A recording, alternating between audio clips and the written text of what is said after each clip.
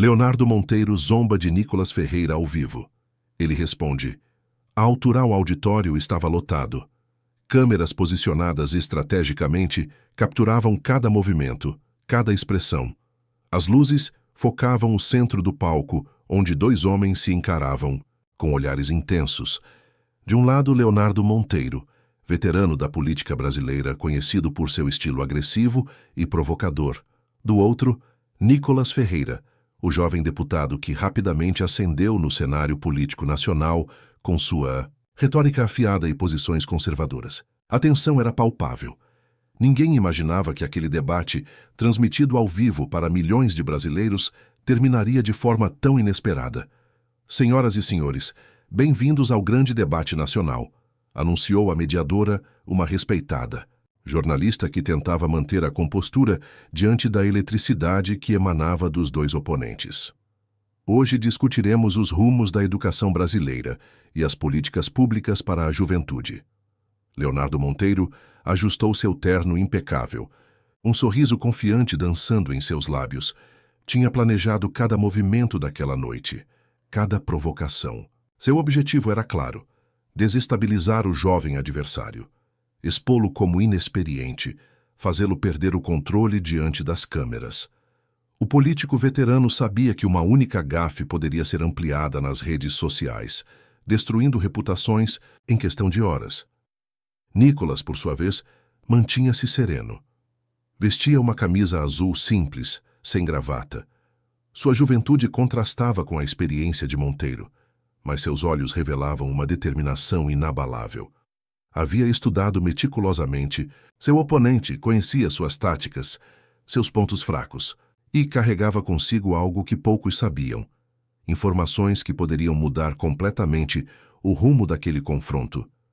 O debate começou com temas superficiais, sondagens mútuas, como dois lutadores que se estudam no ringue antes do grande golpe. A plateia assistia inquieta, sentindo que algo maior estava por vir. As redes sociais já explodiam com comentários, dividindo-se em apoiadores fervorosos dos dois lados. Foi quando Leonardo Monteiro decidiu lançar seu primeiro ataque direto. Caro deputado Nicolas, começou ele com voz melodiosa, quase paternal. Admiro sua energia juvenil. Realmente admiro.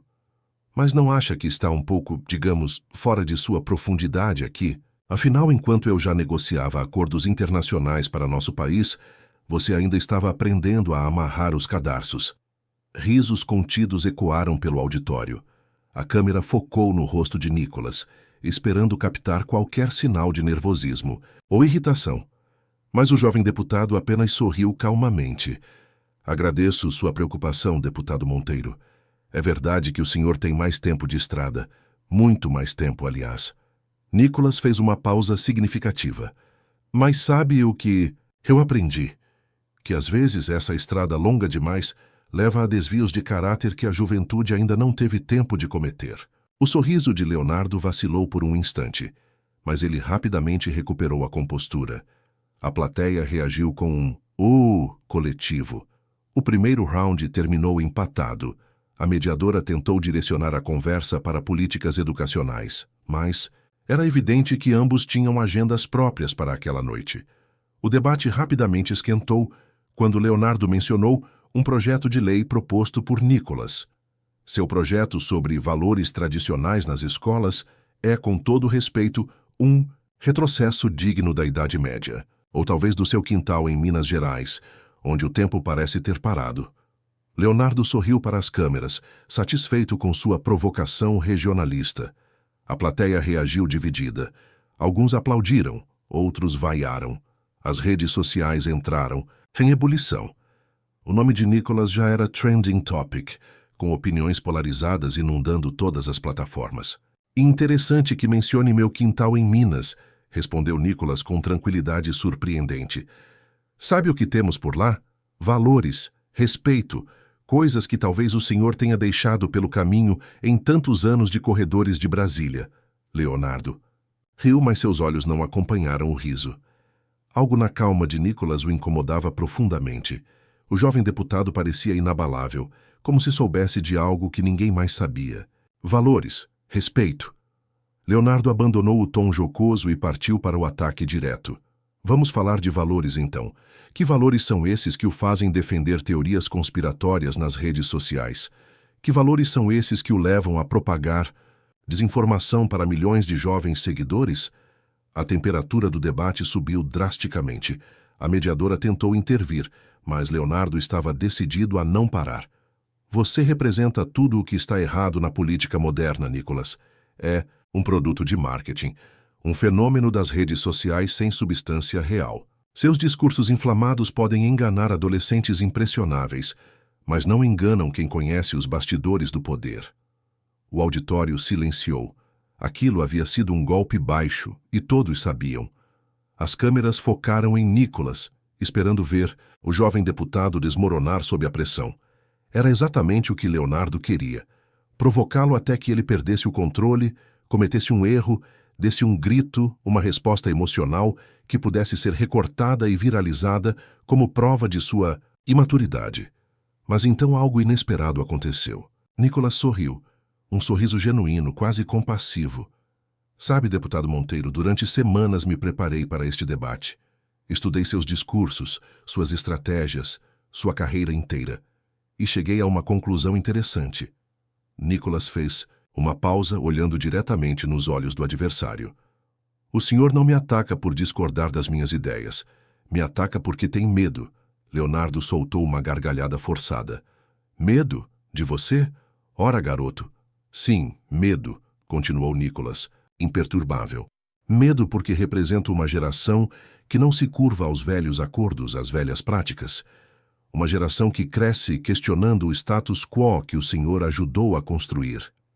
Uma geração que tem acesso à informação que antes era monopolizada por figuras como o senhor. O auditório estava hipnotizado. Nas casas de milhões de brasileiros, ninguém ousava mudar de canal. As redes sociais praticamente travaram com o volume de comentários simultâneos.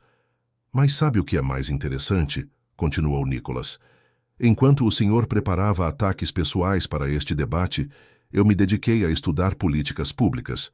E gostaria muito de discutir meu projeto de modernização do ensino técnico, que o senhor classificou como medieval, mas que, na verdade, poupe-nos da sua propaganda barata, interrompeu Leonardo, visivelmente irritado.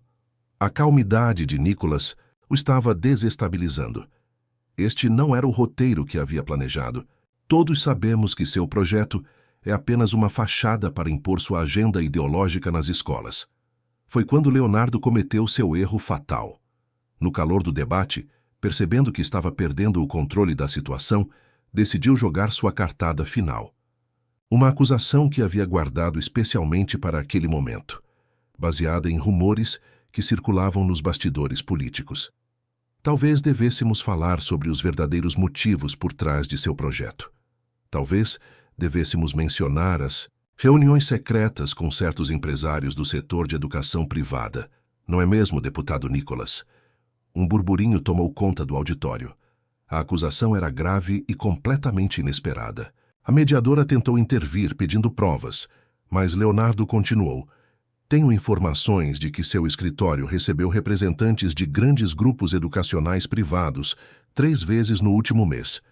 Curiosamente, logo depois dessas reuniões, surgiu seu projeto que, convenientemente, beneficia exatamente esses grupos.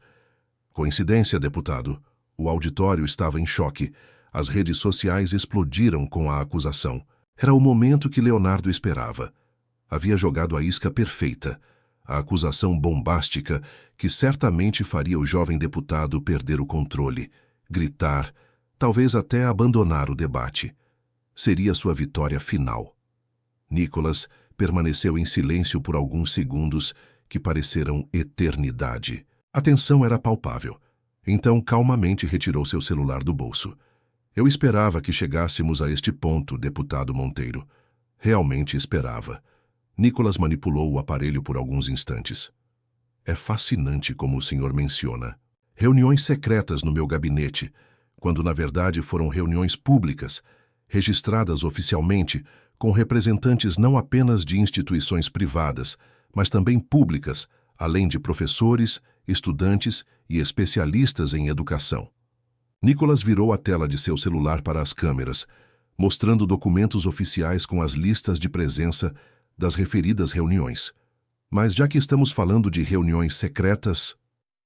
Nicholas fez uma pausa dramática. Talvez o senhor possa explicar ao público sua reunião não registrada com o empresário Roberto Mendes no dia 15 do mês passado, no Hotel Platinum, suíte 507. O rosto de Leonardo empalideceu visivelmente. Roberto Mendes era um empresário investigado por fraudes em licitações educacionais, e aquela reunião específica nunca deveria ter chegado ao conhecimento público. Não sei do que está falando, balbuciou Leonardo, mas seu rosto já o havia traído. Tenho aqui, continuou Nicholas mostrando novamente seu celular, registros de segurança do hotel, confirmados por 3 funcionários independentes que atestam sua presença naquela suíte, naquela data específica. Curiosamente, 3 dias depois, o senhor apresentou uma emenda ao projeto de lei orçamentária que beneficiaria diretamente as empresas do senhor Mendes. Um silêncio sepulcral tomou conta do auditório. Nicholas havia virado o jogo completamente. Não era mais o jovem inexperiente sendo atacado pelo veterano. Era o novo expondo as velhas práticas do antigo. Leonardo tentou recuperar-se, alegando que aquilo era uma armação, fake news, uma estratégia baixa, mas o dano já estava feito, sua reação defensiva apenas confirmava as suspeitas. Não vim aqui para atacá-lo pessoalmente, deputado Monteiro, disse Nicholas num tom quase conciliatório, que contrastava com a gravidade do momento. Vim para debater ideias, projetos para o Brasil, mas o senhor escolheu o caminho do ataque, pessoal da calúnia. E, infelizmente, quando tentamos jogar lama nos outros, geralmente acabamos mais sujos. A plateia, antes dividida, agora observava em choque. As redes sociais entraram em convulsão total. Hashtags como Carba Nicholas destruiu e Menteiro Exposed dominavam os Trend Topics em questão de minutos. Leonardo, percebendo o desastre que se desenhava, tentou uma última cartada desesperada. Isso é difamação. Vou processá-lo por essas acusações. Infundadas. Você não tem provas concretas de nada disso. Nicholas permaneceu calmo, quase compassivo. Todas as informações que mencionei estão documentadas e serão entregues às autoridades competentes na segunda-feira. Não vim aqui para ser promotor ou juiz, deputado. Vim para debater o futuro da educação brasileira. Foi o senhor quem desviou o debate para acusações pessoais. A mediadora, percebendo que a situação havia saído completamente de controle, tentou redirecionar a conversa para os temas originais do debate. Mas era tarde demais. O dano estava feito. Leonardo Monteiro, o experiente político que entrara naquele palco com a confiança de quem dominaria um jovem inexperiente, agora parecia envelhecido, abatido, exposto. Nos minutos finais do debate, Nicholas aproveitou para apresentar suas propostas para a educação brasileira, falando com eloquência sobre modernização do ensino, valorização dos professores e integração de novas tecnologias. Leonardo, ainda atordoado, limitou-se a respostas genéricas, claramente desconcentrado e tentando processar o que havia acontecido. Quando o debate terminou, a cena era surreal. Leonardo Monteiro, que entrara como favorito, saiu rapidamente, ignorando a imprensa que o aguardava. Nicholas, por outro lado, foi cercado por jornalistas e apoiadores. Não tenho satisfação em expor ninguém, declarou Nicholas aos repórteres que o cercavam. Mas tenho compromisso com a verdade. Nossa geração está cansada de políticos que dizem uma coisa em público e fazem outra nos bastidores. Meu único objetivo é trazer transparência e honestidade ao debate público. Nas 24 horas seguintes, o vídeo do debate foi visto mais de 20 milhões de vezes. Leonardo Monteiro emitiu uma nota oficial negando qualquer irregularidade e ameaçando processar Nicholas por calúnia. Mas o estrago já estava feito. Sua imagem, construída ao longo de décadas, sofreu um golpe do qual muitos analistas políticos duvidavam que pudesse se recuperar. Quanto a Nicholas, sua estratégia de manter a calma diante das provocações e vir preparado com informações precisas transformou-o instantaneamente em um símbolo de uma nova forma de fazer política. Seu nome, que já era conhecido nacionalmente, agora era citado como um possível candidato a cargos ainda mais elevados no futuro próximo. O debate, que deveria ter sido sobre educação, acabou se tornando uma aula sobre estratégia política, sobre como as novas gerações estão mudando as regras do jogo, sobre como a informação, agora mais democrática e acessível, pode ser uma arma poderosa contra velhas práticas obscuras. Nas escolas, nas universidades, nas mesas de bar, nas filas de supermercado em todo o Brasil, as pessoas comentavam o que haviam presenciado. Não era apenas uma vitória de Nicolas sobre Leonardo, diziam muitos. Era o símbolo de uma mudança maior, de um tempo em que figuras estabelecidas no poder já não podiam contar com a impunidade proporcionada pelo controle da informação. Uma semana depois, Leonardo Monteiro anunciou que não concorreria à reeleição, citando motivos pessoais e familiares. Nicolas, por sua vez, viu seu projeto de modernização do ensino técnico ganhar apoio surpreendente no Congresso, inclusive de parlamentares que antes se opunham a ele. O debate, que começou com zombaria, terminou com uma lição que repercutiria por muito tempo na política brasileira. No mundo conectado do século XXI, a verdade tem muitas testemunhas, e cedo ou tarde encontra seu caminho até a luz. Para Nicolas, aquela noite representou muito mais que uma vitória pessoal.